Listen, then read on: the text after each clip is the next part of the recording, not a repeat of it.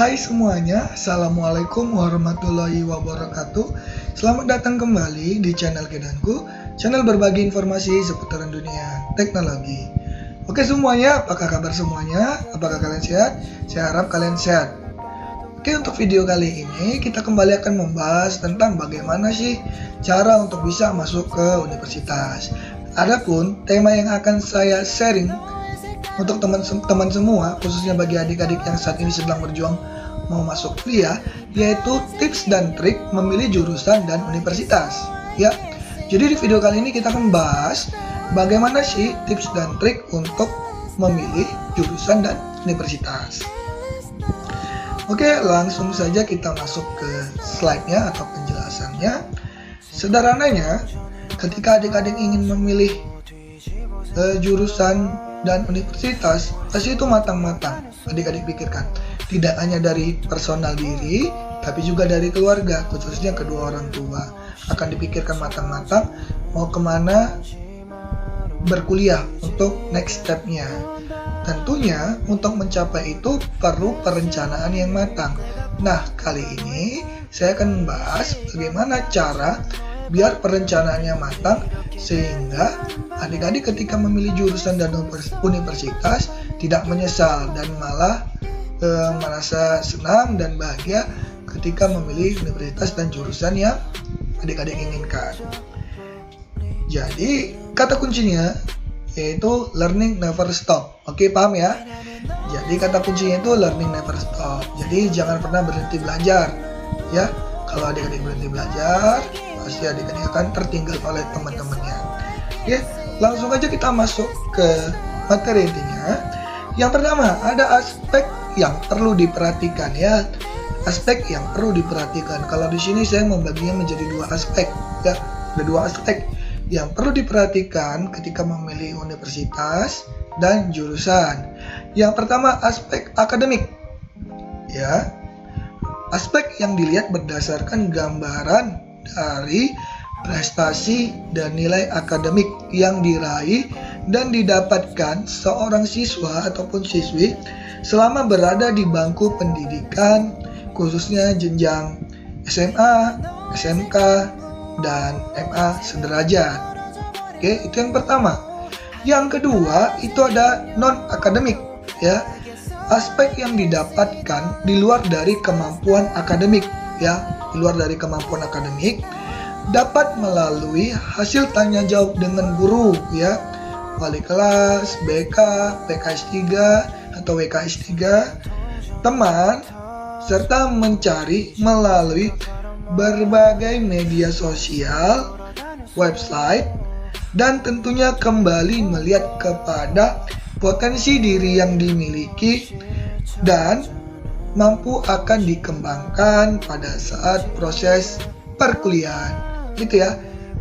Gambaran sederhananya dua itu ya. Ada akademik, ada juga non-akademik. Berikutnya, yang mempengaruhi akademik ini apa? Ada dua hal lagi saya bagi di sini. Yang pertama itu pemahaman tentang program studi ya. Jadi kalau adik-adik tips dan triknya tadi untuk masuk jurusan dan universitas berdasarkan akademik, pahami dulu ya tentang program studinya ya. Seberapa paham kamu tentang program studi yang ingin kamu ambil ya. Kalau kamu paham dengan program studi yang ingin kamu ambil, kamu tahu passing grade program studi itu bagaimana, kemudian kamu tahu nilai akademik kamu dengan prestasi kamu, maka kamu dapat dengan mudah untuk menyesuaikan program studi dan jurusan mana yang akan kamu pilih berdasarkan nilai akademik dan prestasi ya, seperti sertifikat juara di akademik tadi. Oke ya, paham ya? Berikutnya ada juga namanya kemampuan akademik ya. Seberapa yakin kamu dengan nilai dan kemampuan yang kamu miliki untuk bisa masuk di universitas dan program studi yang kamu inginkan ya. Itu tadi, seberapa yakin dengan nilai. Karena tentunya kalau masuk SNMPTN atau jalur prestasi itu akademik mengandalkan nilai. Kamu itu seberapa yakin dengan nilai akademik kamu? Kalau kamu itu berprestasi, ya kan? kamu berprestasi, juara umum terus dari semester 1 sampai semester 5. Karena yang diinputkan itu nilai semester 1 sampai nilai semester 5, khususnya nilai pengetahuan. Kemudian kamu ikut organisasi, itu nilai pendukung. Kemudian kamu juara dalam beberapa olimpiade ataupun kegiatan-kegiatan serupa. Maka dengan basic seperti itu, kamu memiliki peluang yang lebih besar untuk memilih banyak jurusan ataupun banyak universitas. Atau sederhananya, kamu bisa menentukan universitas mana saja yang bisa kamu masuki berdasarkan nilai kamu, ya. Tentunya itu juga dikorelasi dengan cara kamu bertanya dengan senior-senior kamu atau alumni-alumni di atasan kamu yang sudah berhasil masuk di universitas dan jurusan yang kamu mau. Tinggal kamu tanya, nilai dia berapa, nilai kamu berapa, bandingkan. Kalau nilai dia dengan nilai kamu ini sama atau nilai kamu lebih tinggi, berarti kemungkinan kamu lebih berpeluang besar untuk bisa masuk di perguruan tinggi yang kamu inginkan tadi. Berikutnya ada aspek non-akademik. Di aspek non-akademik ini banyak turunannya. Sementara akademiknya cuma 2 tadi, karena kan berdasarkan nilai, ya, nilai dan prestasi. Tapi kalau non-akademik, ini kan bermasalahnya juga satu, nilai dia mungkin nggak bagus. Bagaimana cara dia untuk bisa memilih jurusan dan universitas yang tepat ketika mungkin nilai dia tidak terlalu tinggi, ya, bukan tidak bagus ya, tapi tidak terlalu tinggi, cukup lah saya bilang. Ya, ada beberapa hal yang perlu diperhatikan, dan di sini tadi tips dan trik memilih universitas dan jurusan tidak hanya di sini kaitannya dengan SNMPTN, SBMPTN ya, tapi untuk juga PTN, perguruan tinggi negeri, dan juga PTS, paham ya? Jadi ini secara global, tidak hanya ke PTN-nya saja, tapi ke PTS juga. Tapi mungkin lebih berguna untuk yang ke PTN-nya, karena kan berdasarkan nilai dan untuk jalur prestasi menggunakan nilai rapor. Jadi adapun aspek non-akademik terbagi menjadi beberapa poin di sini. Yang pertama tuh menyesuaikan cita-cita, minat, dan bakat yang kamu miliki, ya.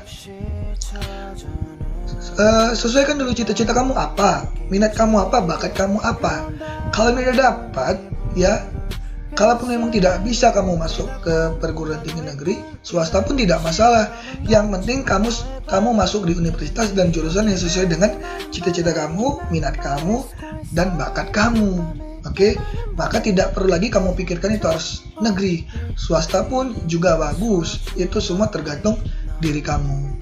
Aspek yang kedua, realistis dengan kemampuan. Kembali tadi, ya, jangan mencoba-coba untuk mendaftar ke PTN, tapi nilai kamu tuh nggak realistis, rata-rata kamu cuma 75, ya, dipahami, realistis lah dengan keadaan. Tapi juga kamu optimis bahwasanya walaupun nilai kamu nggak tinggi, kamu bisa juga mencarinya universitas dengan rata-rata yang sesuai, tapi jurusannya tetap jurusan yang kamu inginkan, ya, paham ya?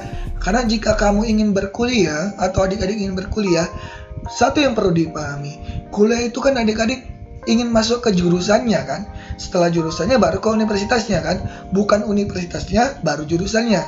Oke, paham ya? Jadi silakan pilih jurusan yang sesuai dulu, baru cari opsional universitasnya. Oke ya, paham ya? Kemudian cari yang ketiga itu atau yang berikutnya, daya tampung, peluang, dan pesaing. Ini juga tak kalah lebih penting ya di non akademik tadi. Ya, daya tampungnya berapa? Ya, ketika kamu tidak memiliki nilai yang bagus tadi, ya kita bilang itu dia di non akademiknya. Ketika kamu tidak memiliki nilai yang bagus, pahami daya tampungnya. Kalau daya tampungnya nggak logika, ya, misalnya dibuka di jurusan itu, di universitas itu sekitar 60 ya calon mahasiswa baru, tapi yang mendaftar hampir 500, sementara nilai kamu itu nilai standar. Itu kan sudah nggak logika, nggak sesuai dengan daya tampung. Cari ya, misalnya nilai kamu tuh 80 ya, daya tampung di jurusan itu sekitar 60, sementara yang mendaftar itu sekitar 100.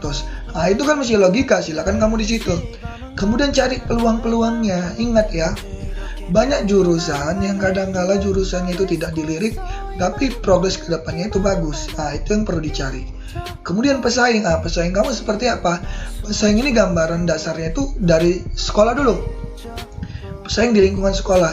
Jadi kamu coba tanya dengan teman-teman kamu masuk jurusan apa di universitas apa? Kalau ada yang sama, coba kamu lihat nilai siapa lebih tinggi. Oh, kalau nilai dia, silakan kamu mundur cari universitas lain dengan pilihan jurusan yang sama.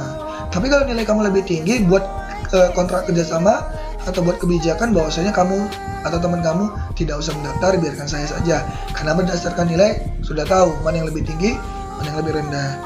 Berikutnya lokasi dan biaya. Ya, ini juga perlu dipahami. Ya, ketika kamu memilih kuliah, ya, kamu kan harus menentukan lokasi dan biayanya. Ya, sesuai nggak dengan budget diri kamu, sesuai nggak dengan budget yang dimiliki orang tua kamu, agar nanti kuliah kamu tidak bermasalah di tengah jalan. Kadang ini ada kuliah yang budgetnya luar biasa, ya, tapi ada kuliah yang budgetnya biasa-biasa saja. Nah, itu pilihan kamu, diskusikan dengan orang tua kamu, ya. Kemudian ada masa depan, karir dan pekerjaan. Ini tak kalah lebih penting, karena tips dan trik untuk memilih jurusan dan universitas pada akhirnya ketika kamu tamat menjadi sarjana, tujuan kamu itu apa? Bekerja, ya. Dan lihat dari tamatan kamu, dari jurusan dan universitas kamu, peluang kamu untuk nanti mengabdi kepada masyarakat itu bagaimana? Layak nggak? Bisa nggak? Mau nggak perusahaan-perusahaan menerima tamatan dari universitas kamu dengan jurusan kamu? Itu juga dipikirkan. Jangan hanya sekedar kuliah, karena setelah kuliah itu nanti progres ke depan kehidupan kamu. Oke, paham ya? Ini penting-penting ini, poin yang paling penting, 2 poin terakhir ini. Kemudian yang terakhir ada jejaring universitas dan tren masa depan jurusan. Maksudnya jejaring universitas sederhana begini, universitas kamu itu ada nggak kerjasama dengan universitas-universitas luar atau nggak instansi perusahaan-perusahaan? Kalau ada itu bagus. Kenapa? Banyak universitas atau banyak jurusan yang bekerja sama dengan universitas luar, sehingga bisa terjadi pertukaran pelajar. Jadi kamu bisa bertukar dengan pelajar asing kemari, dan kamu ke negeri asalnya. Kemudian juga di sini juga gambaran sederhananya, perusahaan tersebut bekerja sama dengan vendor perusahaan. Jadi nanti alumninya, sarjana setelah tamat di situ yang berprestasi, kemungkinan besar bisa masuk di situ, ya. Mungkin contohnya ya, kalau saya nggak salah, mohon maaf kalau saya nggak salah, contohnya seperti Pertamina. Nah, itu kan universitas yang bekerja sama dengan Pertamina, milik Pertamina, ya kan? Atau enggak Universitas Pertahanan, Unhan. Nah, itu kan milik militer kalau saya nggak salah. Setelah tamat di situ pasti langsung jadi ke militer, ya. Atau enggak ada jenjang karirnya. Kemudian tren masa depan jurusannya. Ini juga perlu dipahami. Ya, saat ini mungkin jurusan kamu itu biasa-biasa aja, tapi di 5 tahun ke depan itu akan menjadi jurusan yang paling banyak dicari. Contoh sederhana, ya, digital marketing mungkin nih kalau saya nggak salah ya. Sekarang ini lagi progresnya. Nanti 4 tahun, 5 tahun lagi itu makin luar biasa progresnya. Ya, makin banyak dicari. Sementara universitasnya atau jurusannya itu dikit, ya. Mungkin ada sekitar 4 atau 5 universitas yang mau buka jurusan itu, tapi yang dibutuhkan itu luar biasa, ya. Tapi ada juga jurusan mungkin contoh ya kan, jurusannya itu familiar, ya, banyak peminatnya, tapi terlalu banyak universitasnya sehingga nanti tamatannya, alumninya setiap tahun itu membludak, sementara lapangan pekerjaannya tidak terlalu banyak. Nah, itu juga pikirkan tren masa depan jurusannya itu bagaimana, coba dipahami.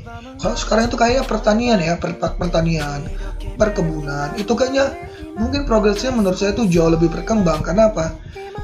Zaman sekarang ini kan pertanian kita makin digalakkan, ya kan, perkebunan kita makin digalakkan, ya kan, kemudian perairan kita juga lagi digalak-galakkan, sehingga tamatan dari situ mungkin lagi banyak-banyak dicari, sementara universitasnya masih sedikit. Nah, itu gambaran sederhananya, ya, untuk kamu adik-adik sekalian. Mungkin itulah 2 aspek yang bisa menentukan untuk pemilihan jurusan dan universitas. Ya, semoga bermanfaat lah, ada manfaatnya bagi adik-adik. Terima kasih sudah menyaksikan video ini. Jika video ini bermanfaat, jangan lupa like, share, dan komen, dan pastinya subscribe. Karena mungkin subscribe teman-teman atau adik-adik sangat membantu saya lebih semangat lagi membuat video-video motivasi atau video-video bermanfaat lainnya. Mungkin ini saja yang dapat saya sampaikan. Tetap sehat, tetap semangat, dan jaga imunitas tubuhnya. Saya akhiri. Assalamualaikum warahmatullahi wabarakatuh.